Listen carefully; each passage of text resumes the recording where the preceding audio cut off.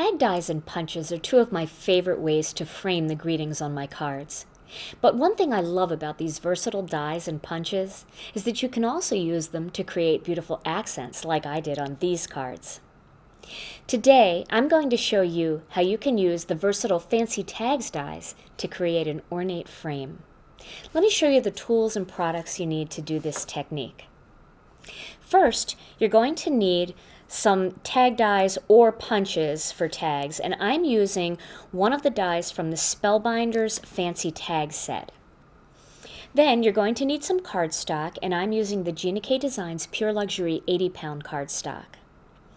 You're going to need a pair of scissors and some adhesive, and then what I've done here is I've cut out a circle using one of the Nestability's circle dies so that I have something to attach my fancy tags to, and you'll see what I mean in just a minute. I also have a Tim Holtz craft pick, and what I'm using this for today is once I run this through the Cuttlebug and punch out a couple of these tags, the little pieces get stuck in here, the leftovers, and I'm just going to punch them out quickly with this craft pick. And then I have some 1/2-inch pop dots to attach my finished piece to my card. So to begin, I'm going to use the Cuttlebug, and you can use any die cut machine for this. I just got in the mail my grand caliber, and I'm going to start to use that soon, but today I'm going to use the Cuttlebug.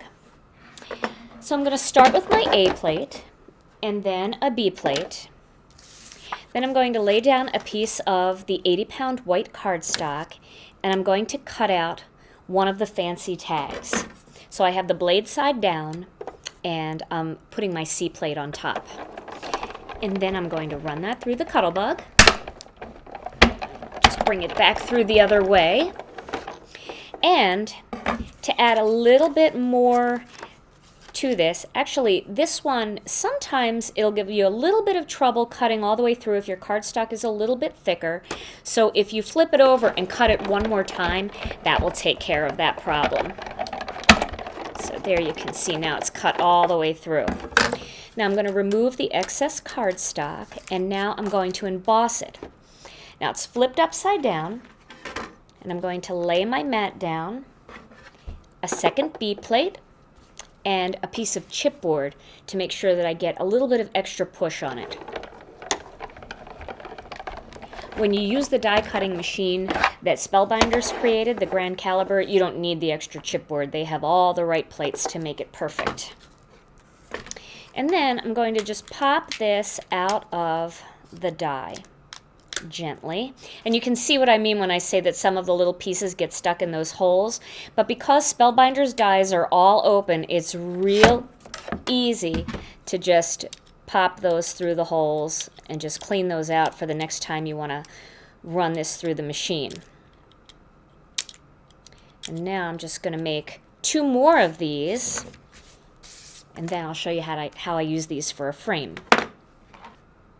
Now that I have my 3 fancy tags cut out, I'm going to cut all of them in half and turn them into 6 pieces. And you don't have to worry about getting them perfectly centered or perfectly straight, because all of that's going to be hidden behind this circle. Now I'm going to begin by placing 2 of these pieces at the top and the bottom of the circle. And of course, you can start wherever you want. So I'm starting right there, and that's my first one.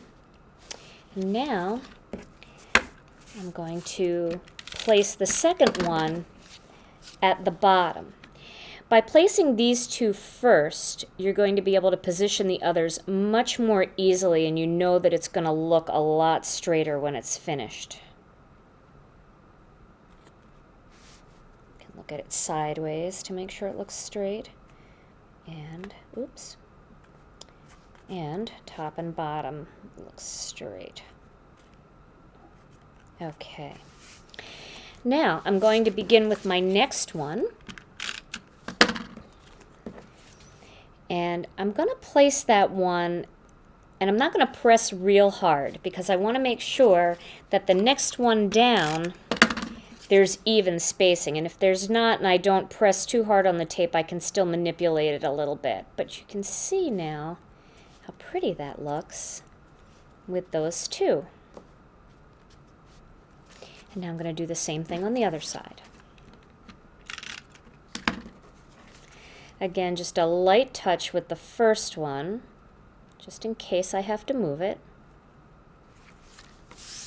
And the last one, put it into place. And then you can see for this one, I want to shimmy that just a little bit. There we go. Now I've created this beautiful frame that I can pop my focal image on. And what I've done here is I've stamped the Eiffel Tower image from the new Scent with Love Stamp TV kit, and all I did was color in the heart. It's very striking this way. And I'm going to place that on top. Let me lift this so I get a better view so I can make sure it's nice and even. And make sure that the top of the tower is perfectly straight with that fancy tag. And you can see how pretty that is. Now, using some 1/2-inch pop dots, I've created a card base. So here's the card base that I've created using the pattern papers, ribbons, and the cardstock from the new Scent with Love Stamp TV kit. And using some pop dots, I'm going to place one pop dot on each of the tags so that it's nice and secure. And that gives it lots of dimension on top.